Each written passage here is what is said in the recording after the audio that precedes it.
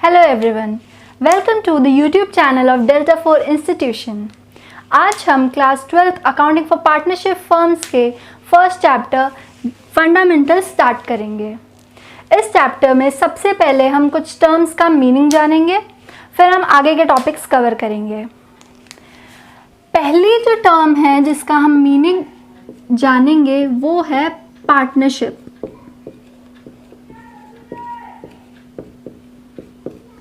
What is partnership? जब दो या दो से ज़्यादा लोग आते हैं एक साथ बिजनेस करने के मोटिव से और उस बिजनेस से जो भी होने वाला प्रॉफिट या फिर लॉस होगा उसको वो लोग एक पर्टिकुलर प्रॉफिट शेयरिंग रेशियो में शेयर करेंगे, उसको हम कहते हैं पार्टनरशिप। पार्टनरशिप में फॉर एग्जांपल ए, बी और सी तीनों ने डिसाइड किया कि वो एक साथ आएंगे एक एग्रीमेंट के अंडर और वो तीनों जो है वो एक बिजनेस स्टार्ट करेंगे फॉर से टॉय सेलिंग का, मैन्युफैक्चरिंग एंड सेलिंग। वो तीनों साथ में आए, उन्होंने अपने बिजनेस की टर्म्स एंड कंडीशन डिसाइड करी और फिर उसके बाद उन्होंने अपना बिजनेस स्टार्ट किया। ये जो इन्होंने बिजनेस किया है स्टार्ट किया है वो उन्होंने प्रॉफिट और लॉस शेयरिंग के मोटिव से किया है, तो इसको हम कहेंगे पार्टनरशिप। नेक्स्ट जो टर्म है वो है हमारी पार्टनर्स। नाउ व्हाट हुआ पार्टनर्स? पार्टनरशिप में जो लोग आते हैं, पार्टनरशिप के अंडर जो भी मेंबर्स होते हैं, जो भी लोग होते हैं जो आपस में एक साथ आते हैं और डिसाइड करते हैं कि उनको एक बिजनेस कैरी ऑन करना है, वो लोग जो होते हैं वो कहलाते हैं partners of a partnership firm.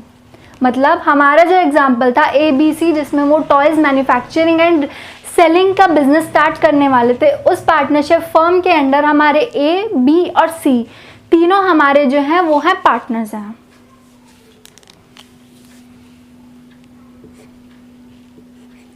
तीसरी जो हमारी टर्म है वो है प्रॉफिट शेयरिंग रेशियो।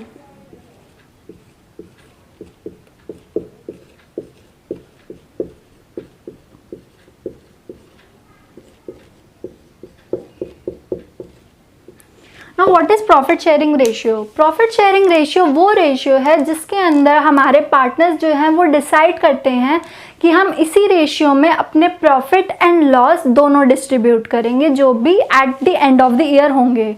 अब यहाँ पे प्रॉफिट शेयरिंग रेशियो लिखा है, इसका मतलब ये नहीं है कि सिर्फ और सिर्फ इस रेशियो के हिसाब से सिर्फ और सिर्फ प्रॉफिट डिस्ट्रीब्यूट होंगे, लॉसेस भी इसी रेशियो में डिस्ट्रीब्यूट किए जाएंगे जिस रेशियो में प्रॉफिट डिस्ट्रीब्यूट हो रहा है। The fourth and the last term is partnership deed. हमारे पार्टनरशिप अकाउंट्स के लिए पार्टनरशिप डीड का जो टॉपिक है वो बहुत ज़्यादा इम्पॉर्टेंट है। तो पार्टनरशिप डीड क्या होती है? जब हमारी पार्टनरशिप जो होती है, हमारी पार्टनरशिप फर्म जब बनती है तो उसकी बेसिक मेन कैरेक्टरिस्टिक्स जो होते हैं या मेन फंडामेंटल्स जो होते हैं वो क्या होते हैं, पहले हम वो डिस्कस करते हैं। इसके हम 4 पार्ट्स कर लेंगे। पहला पार्ट है 2 or more persons। इस टर्म का मतलब क्या है 2 or more persons? इसका मतलब आपका ये है कि जब भी पार्टनरशिप होगी तब आपके 2 या 2 से ज़्यादा लोग आएंगे तभी वो पार्टनरशिप कहलाई जाएगी। Second is business. पार्टनरशिप तभी आपकी कहलाई जाएगी जब 2 या 2 से ज़्यादा लोग आते हैं एक साथ with a motive of doing a business. मतलब कि वो किसी बिजनेस के पर्पज से आ रहे हैं कि हम लोग मिलकर एक बिजनेस करेंगे। अगर वो किसी और पर्पज से आ रहे हैं कि हम लोग चैरिटी करेंगे या फिर हम कोई NGO वगैरह खोलेंगे या कुछ भी ऐसा, तो वो जो है वो पार्टनरशिप नहीं कहलाएगा। The third is sharing of profits and losses. जब भी पार्टनरशिप स्टार्ट की जाती है, जितने भी पार्टनर्स से वो लोग एक बिजनेस के लिए बिजनेस करने के लिए पार्टनरशिप करते हैं और उनका जो एम होता है वो होता है उस बिजनेस से प्रॉफिट अर्न करना। लेकिन प्रॉफिट अर्न करने के साथ साथ कभी कभार क्या होता है कि लॉस भी हो जाता है बिजनेस में, that is a normal thing. तो जब पार्टनरशिप में प्रॉफिट्स एंड लॉसेस ये दोनों जो हैं, जब भी हमारे पार्टनर्स जो है ये डिसाइड करते हैं कि वो प्रॉफिट्स और लॉसेस भी शेयर करेंगे, तो वो पार्टनरशिप कहलाएगी। चौथा और हमारा मोस्ट इम्पॉर्टेंट जो कैरेक्टरिस्टिक है वो है agreement. Now what is an agreement? Agreement का मतलब ये होता है कि जब भी 2 या 2 से 3 लोग एक साथ आते हैं कि वो जो है अपना बिजनेस कंटिन्यू करेंगे एज इन अ पार्टनरशिप, तो वो आपस में एग्री करते हैं कुछ बातों को लेके। जिन बातों को लेके वो एग्री करते हैं वो हो जाती है हमारी एग्रीमेंट, मतलब बेसिस ऑफ पार्टनरशिप, जिसके बलबूते पे हमारी पार्टनरशिप जो है वो चलेगी। ठीक, अब एग्रीमेंट जो होता है वो 2 टाइप का होता है, जो कि है ओरल और रिटन।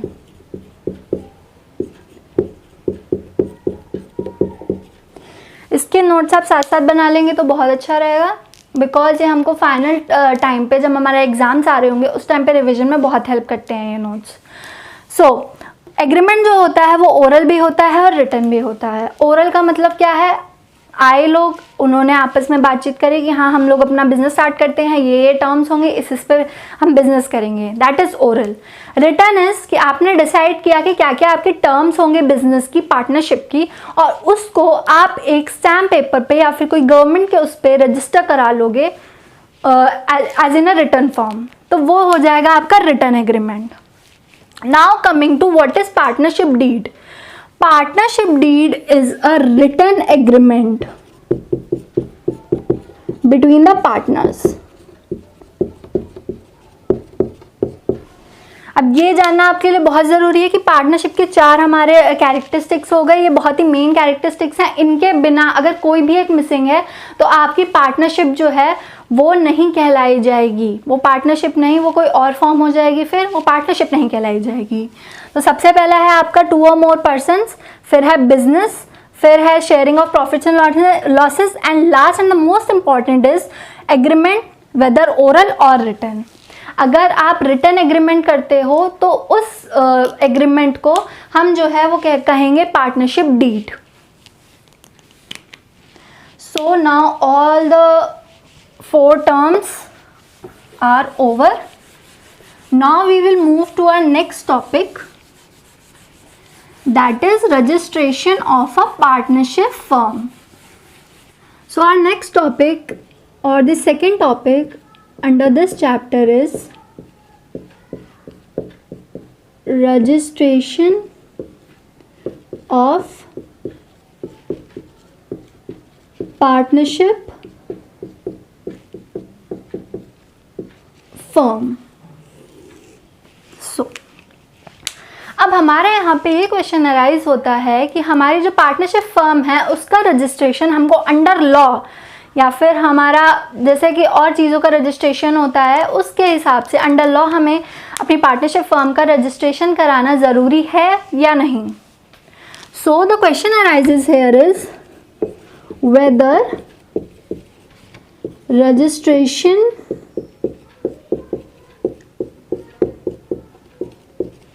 is compulsory.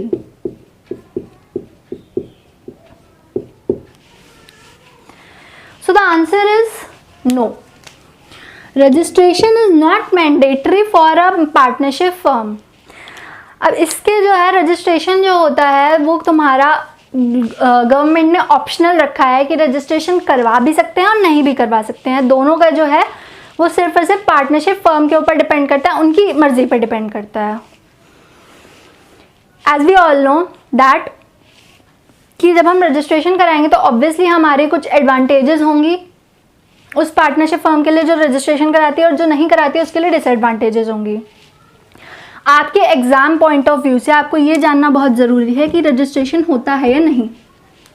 उसके एडवांटेजेस एंड डिसएडवांटेजेस इतना कोर्स में नहीं आएगा, लेकिन फिर भी एक दो मार्क का आ जाता है तो सबसे मेन जो एडवांटेज मिलती है जिस पार्टनरशिप फर्म का रजिस्ट्रेशन हो गया है वो होती है कि अगर सामने वाले जब आप बिजनेस करोगे एज अ पार्टनरशिप फर्म तो आप काफ़ी पार्टीज से डील करोगे। अगर किसी ने आपके साथ फ्रॉड कर दिया तो उस केस में वो उस पार्टनरशिप फर्म को ये फ़ायदा मिलेगा कि वो सामने से उसके ऊपर केस फाइल कर देती है।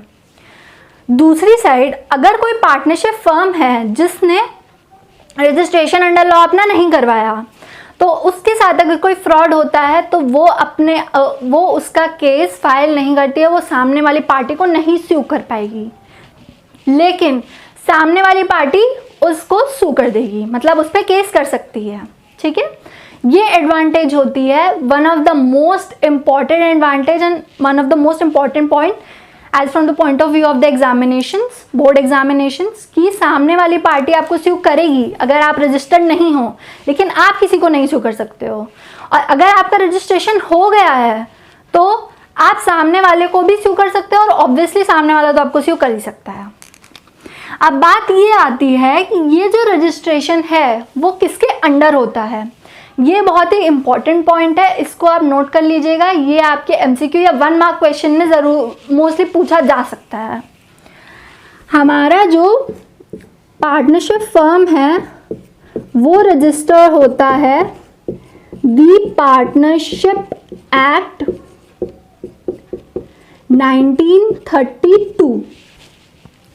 ये हमारा एक्ट जो है वो गवर्नमेंट ने इंट्रोड्यूस किया था 1932 में, और इससे कहते हैं the partnership act 1932।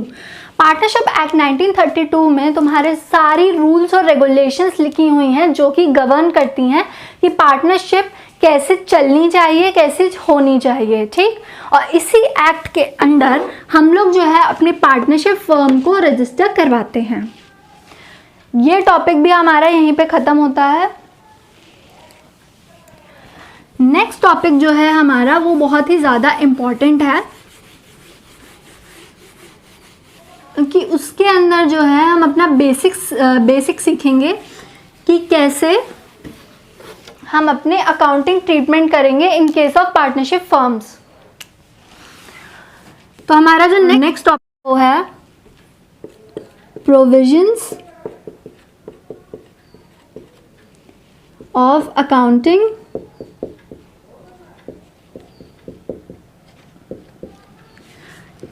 in case of partnership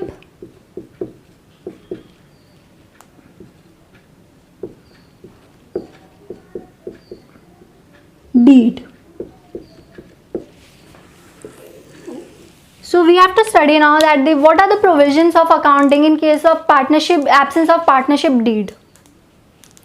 So partnership deed, जैसे मैंने आपको बताया था कि पार्टनरशिप डीड का मतलब होता है रिटन एग्रीमेंट, जो कि हमारे गवर्न करेंगे कि हमारी पार्टनरशिप को गवर्न करेंगे कि हम कैसे अपना बिजनेस कैरी ऑन करेंगे। उस केस में क्या होगा, अगर मेरे बिजनेस की पार्टनरशिप डीड नहीं है, मतलब कि रिटन एग्रीमेंट नहीं है। एग्रीमेंट होना कंपलसरी है, लेकिन ये पार्टनर्स पर डिपेंड करता है कि वो रिटन करेंगे या ओरल। अगर पार्टनरशिप डीड नहीं है मतलब उनका रिटन एग्रीमेंट नहीं है लेकिन ओरल एग्रीमेंट है तो वो पार्टनरशिप है। तो कभी भी ये चीज़ अपने दिमाग में मत बैठाना कि अगर पार्टनरशिप डीड नहीं है तो वो पार्टनरशिप ही नहीं है, वो पार्टनरशिप है क्योंकि ओरल एग्रीमेंट है अभी भी। तो यहाँ पे तुम्हारे जो हैं वो 5 पॉइंट्स आते हैं। सबसे पहले आता है distribution of profits and losses. इस सबके नोट्स बनाते रहना जिससे हमें फ़ायदा हो आगे रिवीजन में। Distribution of profits and losses, जब भी हम क्या करते हैं, जब हमारे पास हमारी पार्टनरशिप डीड नहीं होती है, तब हमेशा ये अज्यूम किया जाता है, ये माना जाता है कि जो भी तुम्हारा रेशियो है, प्रॉफिट शेयरिंग रेशियो है, वो 1:1 होगा, मतलब कि इक्वल होगा।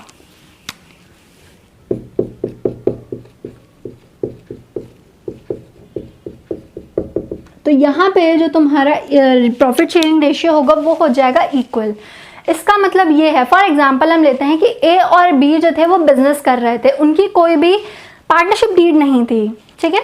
तो यहाँ पे ये माना जाएगा कि A:B, यानी कि ए और बी का प्रॉफिट शेयरिंग रेशियो जो है वो 1:1 होगा। 1/2 ए को मिलेगा, 1/2 बी को मिलेगा। नेक्स्ट एग्जाम्पल में सपोज XYZ हमारे पार्टनर्स हैं, इनकी भी पार्टनरशिप डीड नहीं है, तो इनका रेशियो क्या होगा 1:1:1, 1/3 X को, 1/3 Y को, 1/3 Z को, एंड सो ऑन।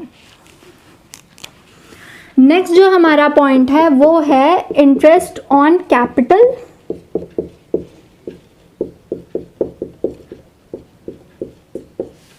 और IOC भी कहते हैं इसको। IOC एक शॉर्ट फॉर्म है इंटरेस्ट ऑन कैपिटल की। Now what is interest on capital? जब बिजनेसमैन जो होता है, तुम्हारा पार्टनर जो है, वो अपना पैसा यहाँ पे इन्वेस्ट कर रहा है बिजनेस में आके, अगर यही पैसा वो कहीं और इन्वेस्ट करता, किसी को लोन देता है, फिर बैंक में एज अ डिपॉजिट भी रख लेता, तो बैंक भी उसको सर्टेन अमाउंट ऑफ इंटरेस्ट देता। तो यहाँ पे अगर वो बिजनेस में इन्वेस्ट कर रहा है तो प्रॉफिट्स के अलावा उसको कुछ इंटरेस्ट मिलना चाहिए, तो उसकी कैपिटल पे बिजनेस उसको इंटरेस्ट देता है। तो जो इंटरेस्ट कैपिटल पे मिलता है पार्टनर को वो कहलाते हैं इंटरेस्ट ऑन कैपिटल। ये पार्टनर के लिए एक इनकम होती है, तो उसके अकाउंट में क्रेडिट साइड जाती है, उसका ट्रीटमेंट हम आगे सीखेंगे।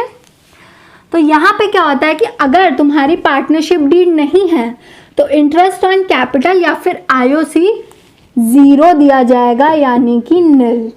निल mean 0। Next point is interest on drawings.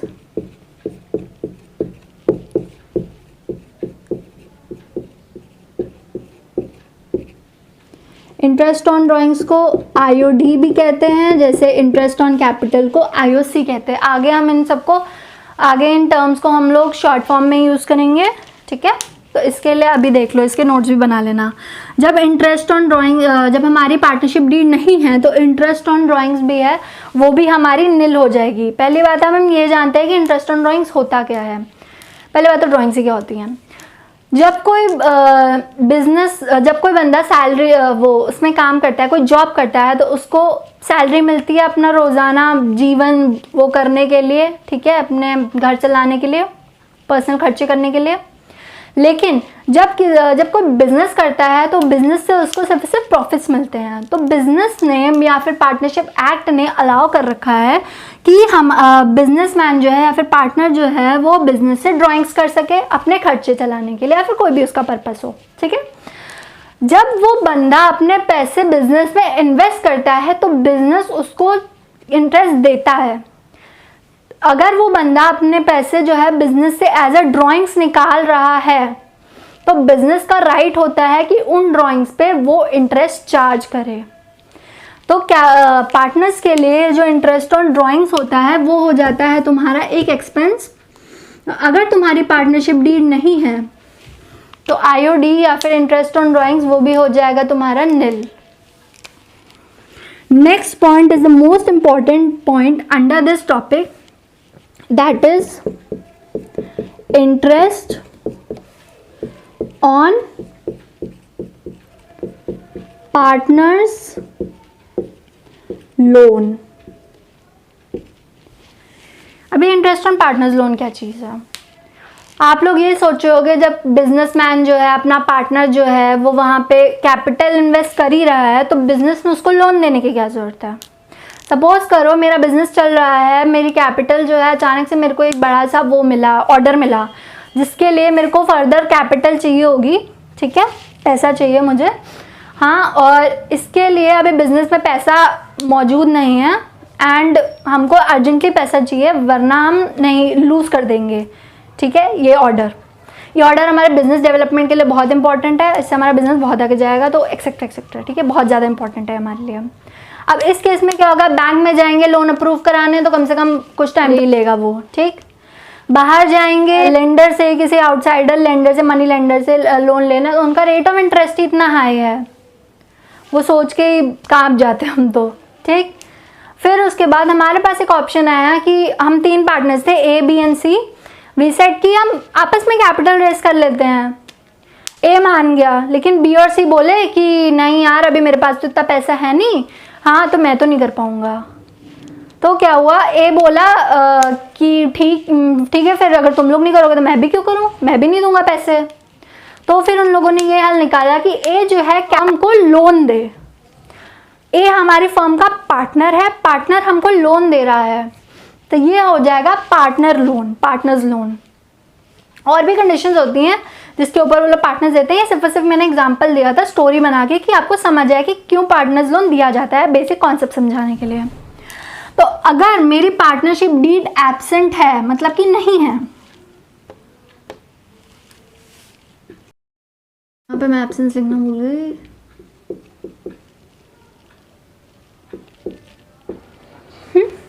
So now interest on partners loan जब हम लोग देते हैं तब यहाँ पे हमारा किस परसेंट से हम उनको इंटरेस्ट देंगे। जैसे हमने आईओसी और आईओडी के केस में किया, हमने उनको निल दिया। यहाँ पे हम निल नहीं दे सकते क्योंकि वो यहाँ पे जो हमारी जो बात थी वो अपने पार्टनर्स के बीच में थी। लेकिन यहाँ पे लोन की बात है। लोन क्या होता है? आपकी लायबिलिटी जो आपको कभी ना कभी चुकानी होती है और आपके ऊपर इंटरेस्ट देना भी उसके ऊपर कंपलसरी होता है।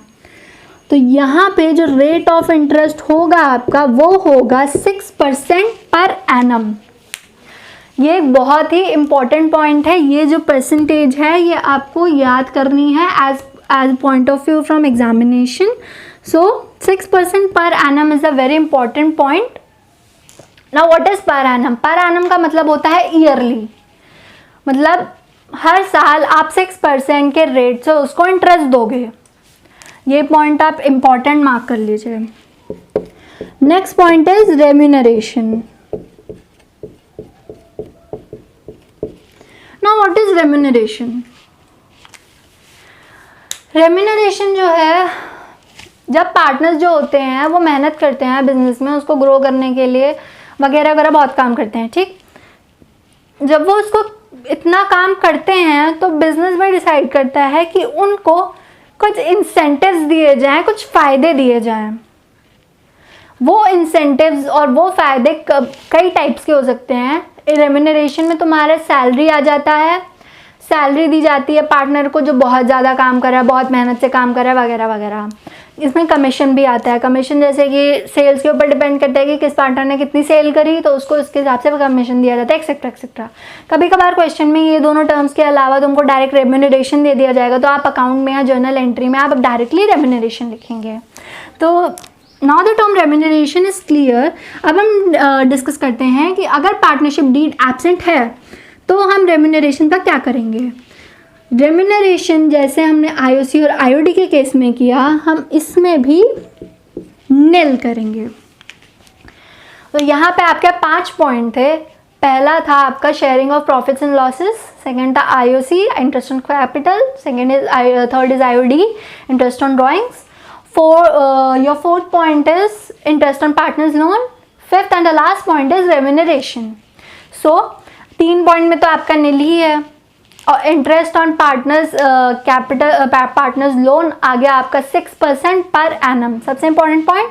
और सबसे ज़्यादा यूजफुल पॉइंट, एक पॉइंट क्वेश्चंस को ले सॉल्व करने के उससे पॉइंट ऑफ व्यू से, वो है तुम्हारा कि जब भी हमें क्वेश्चन में हमारा वो नहीं दिया जाएगा कि पार्टनरशिप डीड एब्सेंट है या फिर तुम्हारा पीएसआर ही नहीं दिया गया है, तो हमेशा ये एज्यूम किया जाता है, ये लेट किया जाता है कि जितने भी पार्टनर्स हैं वो आपस में बराबर बराबर प्रॉफिट्स डिस्ट्रीब्यूट कर रहे हैं and losses also. So now this topic is over and now we will move to the practical part of the chapter.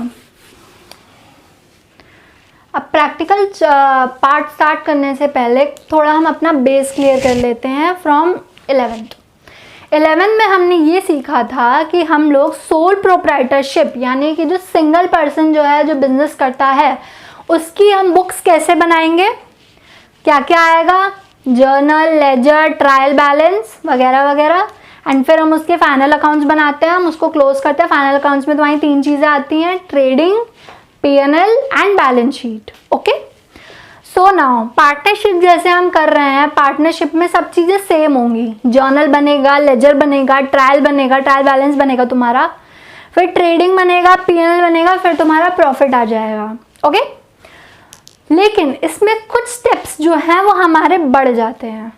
अब वो स्टेप्स क्या होते हैं, हमेशा याद रखना कि चाहे कोई भी फर्म हो, कोई भी टाइप ऑफ बॉडी हो, कुछ भी हो, चाहे वो सोल प्रोप्राइटरशिप हो, पार्टनरशिप हो, कंपनी हो, हमेशा लास्ट जो चीज़ होती है वो होती है बैलेंस शीट। बैलेंस शीट के उससे हम सीक्वेंस से कभी छेड़छाड़ नहीं करते हैं, बैलेंस शीट हमेशा लास्ट रहती है। सोल प्रोप्राइटरशिप में भी लास्ट थी, यहाँ पे भी लास्ट आएगी। जो होगा वो बीच में एंटर किया जाएगा, हमारा बीच में इनपुट किया जाएगा, ठीक है। तो अब हम यहाँ पे क्या करेंगे, कहाँ पे क्या इनपुट होगा। जब हम ट्रेडिंग में क्या करते हैं, हम लोग अपने डायरेक्ट एक्सपेंसेस लिखते हैं एक तरफ, डायरेक्ट इनकम लिखते हैं एक तरफ, आ जाता है हमारा ग्रॉस प्रॉफिट दूसरी तरफ, ठीक, या फिर ग्रॉस लॉस जो भी हो। फिर हम क्या करते हैं, पीएनएल में हम लोग अपना ग्रॉस प्रॉफिट लाते हैं क्रेडिट साइड, ग्रॉस लॉस लाते हैं डेबिट साइड।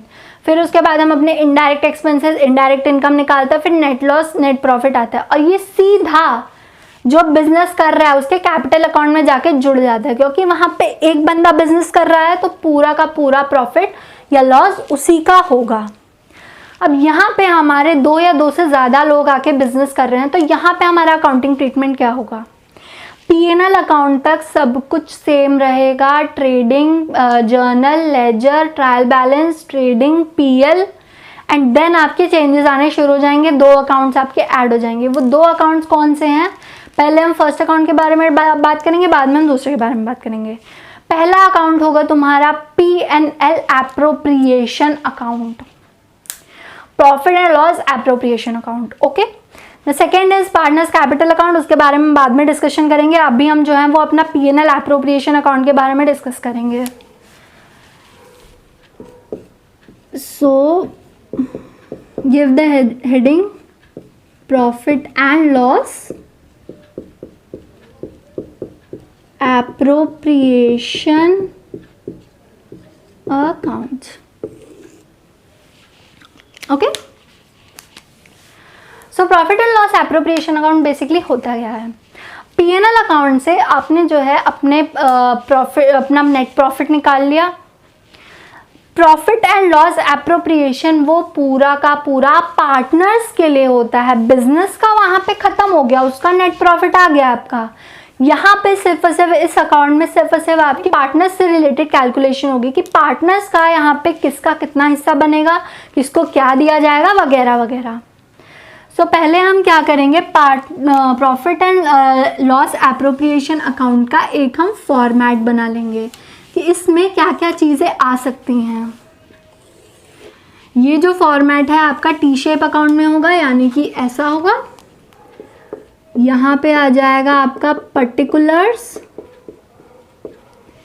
यहाँ पे आ जाएगा अमाउंट।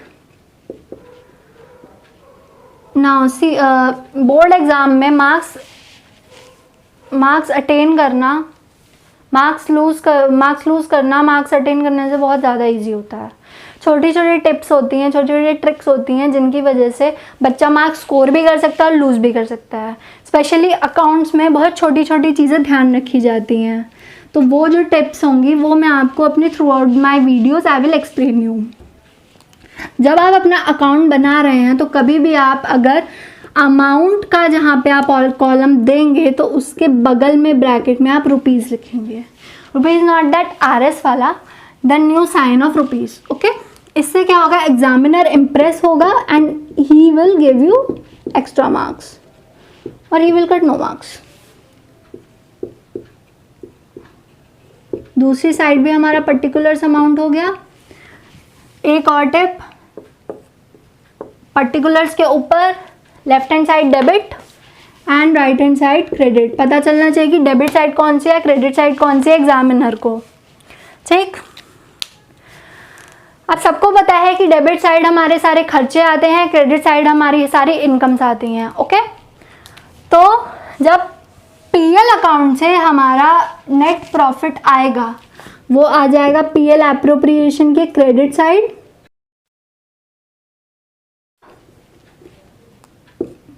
पीएल अकाउंट इसको लिख सकते हैं कि पीएल से आया है ये, या फिर हम ये लिख सकते हैं कि इसके अलावा यहाँ पे लिख सकते हैं हम नेट प्रॉफिट। यहाँ पे इसका अमाउंट आ जाएगा, ये अमाउंट मैंने XXX लिखा है क्योंकि अभी हम लोग कोई क्वेश्चन नहीं कर रहे हैं, ये सिर्फ हमारा फॉर्मेट है। इस साइड आपकी जितनी भी इनकम्स हैं वो आएंगी, इस साइड आपके जितने भी एक्सपेंसेस हैं वो आएंगे। पार्टनर को जो भी दिया जाएगा, जो अब ये एक चीज़ जान लो, बिजनेस और बिजनेसमैन या फिर पार्टनर्स जो भी है वो दोनों अलग होते हैं। बिजनेस के लिए जो फ़ायदा है वो ज़रूरी नहीं कि उसके लिए भी फ़ायदा हो पार्टनर के लिए, और पार्टनर के लिए जो फ़ायदा हो बिजनेस के लिए फ़ायदा हो, ये ज़रूरी नहीं है, वो दोनों चीज़ें अलग हैं। हम क्या कर रहे हैं, हम जो बुक्स बना रहे हैं अपनी, वो बिजनेस के पॉइंट ऑफ व्यू से बना रहे हैं। तो यहाँ पे हम सिर्फ वैसे बिजनेस का फ़ायदा देखेंगे। पार्टनर्स कैपिटल अकाउंट होगा, उसमें हम पार्टनर्स का फ़ायदा देखेंगे, लेकिन यहाँ पे हम बिजनेस के लिए कर रहे हैं तो हम बिजनेस का देखेंगे। सबसे पहली चीज़ क्या दी जाती है, सबसे पहली चीज़ मैंने तुम लोगों को बताई थी, प्रॉफिट जो होता है, एक चीज़ समझ लो कि प्रॉफिट हमेशा लास्ट में डिस्ट्रीब्यूट किया जाता है। जितने भी एक्सपेंसेस हैं, जितनी भी चीज़ें हैं, उनको तुम कट ऑफ करके एकदम आखिरी में तुम अपना प्रॉफिट उनको डिस्ट्रीब्यूट करोगे। तो सबसे पहला जो आ जाता है तुम्हारा, ये कोई फॉर्मेट नहीं है, जितने भी एक्सपेंसेस मैं यहाँ पे लिख रही हूँ कि आपको इसी उसमें ऑर्डर में डिस्ट्रीब्यूट करना है। हमको वो करना है जो हमारा क्वेश्चन कह रहा है। अगर उसने बोला है कि पहले कमीशन दो तो पहले कमीशन दिया जाएगा, पहले सैलरी दो तो सैलरी दी जाएगी। यहाँ पे पहले आ जाएगा 2 IOC, that is interest on capital. यहाँ पे मैं मान रही हूँ इस फॉर्मेट में कि ये मेरे सिर्फ 2 पार्टनर्स हैं, तो ए और बी दोनों को दिया। ये लिखने का तरीका देख लीजिए, क्योंकि ये तरीका जो होता है बहुत इंपॉर्टेंट होता है, यही आपको मार्क्स दिलाएगा एग्ज़ाम में। IOC आपने लिखा, ए और बी, यहाँ पे दोनों पार्टनर्स के नाम, यहाँ पे इनका आप IOC लिखेंगे जितना भी इनको मिला, और नीचे एक लाइन, और इसका टोटल जो है वो अमाउंट के कॉलम में आएगा। अब ये क्यों किया जाता है, ये इसलिए किया जाता है ताकि एग्जामिनर को पता चले कि ए को कितना दिया जा रहा है, बी को कितना दिया जा रहा है वो अंदर, और लाइन का मतलब इसका सम, कि जो भी ऊपर मेरी लाइन का मतलब है कि लाइन से ऊपर जो भी वैल्यूज़ है उसका सम ये है। ठीक, IOC हो गया। 2 आ जाएगा तुम्हारा सैलरी। सैलरी ए बी की है तो ए बी का ऐसे करके, किसी एक की है तो एक का। 2 कमीशन एक्सेट्रा। ठीक है, ये इनकम जो होंगी वो बढ़ सकती हैं। हमें इनकम का टाइप पहचानना बहुत ज़रूरी है, ये कौन सी इनकम पार्टनर से रिलेटेड है, कौन सी इनकम बिजनेस से रिलेटेड है, तो उस तरीके से हम उसको डिस्ट्रीब्यूट करेंगे। ठीक है, कौन सा एक्सपेंस बिजनेस से रिलेटेड है, कौन सा वो एक्सपेंस उससे रिलेटेड है पार्टनर से, वो भी हम वैसे करेंगे, पहचानेंगे, फिर हम उसको अकाउंट में लेके जाएंगे। तो यहाँ पे जितनी भी मैंने इनकम लिखी हैं उसके अलावा भी इनकम्स हो सकती हैं, एक्सपेंसेस हो सकते हैं। यहाँ पे आ जाएगा बाय IOD। IOD में तुम्हारा इंटरेस्ट ऑफ ड्राइंग्स, मतलब यहाँ पे भी तुम्हारा ए और बी करके आ जाएगा, और इस तरीके से हम उसको पहले बाहर लिखेंगे कि ए का कितना है, बी का कितना है, फिर दोनों का लाइन खींच के यहाँ पे टोटल आ जाएगा अमाउंट के कॉलम में।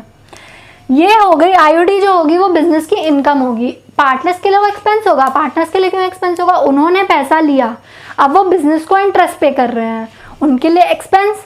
बिजनेस को, बिजनेस के पॉइंट ऑफ व्यू से देखेंगे, बिजनेस को बाहर से पैसा मिल रहा है तो वहां पे बिजनेस जो है, बिजनेस के लिए वो इनकम हो जाएगी। इनकम है तो क्रेडिट साइड आई। ओके, अब आता है कि हम लोग अपना प्रॉफिट कैसे डिस्ट्रीब्यूट करेंगे। प्रॉफिट हमेशा डेबिट साइड आता है। क्यों? प्रॉफिट जब कम होगा तब हमारे डेबिट साइड आएगा।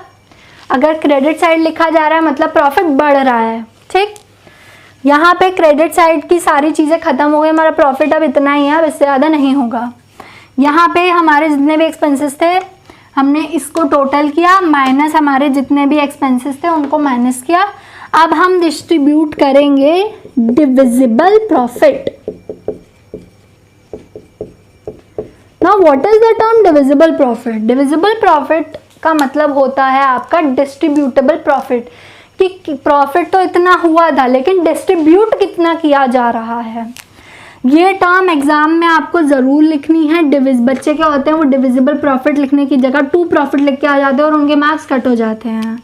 तो यहाँ पे हम क्या करेंगे, यहाँ पे हम डिविजिबल प्रॉफिट लिखेंगे और ऐसे ए बी लिखेंगे और यहाँ पे बाहर करके इसका नीचे टोटल। अब यहाँ पे जहाँ पे हम ए बी लिख रहे हैं वहाँ पे अगर हम इसकी जगह ए कैपिटल अकाउंट या बी कैपिटल अकाउंट ऐसे करके लिख देंगे तो और भी अच्छी बात है।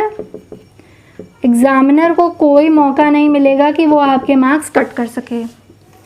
और फिर हम क्या करेंगे, अपने अकाउंट को क्लोज कर देंगे, पूरा टोटल करेंगे, डबल लाइन ड्रॉ करेंगे। सो ये था हमारा profit and loss appropriation account का फॉर्मेट, बेसिक फॉर्मेट। इसको आप कॉपी कर लीजिए। इसी के ऊपर हमारे नेक्स्ट क्लास में हम एक क्वेश्चन सॉल्व करेंगे और फिर हम अपना आगे जो है हम अपना चैप्टर कंटिन्यू करेंगे। सो तब तक के लिए thank you and see you in the next video. Please don't forget to like, share and subscribe the channel. Thank you.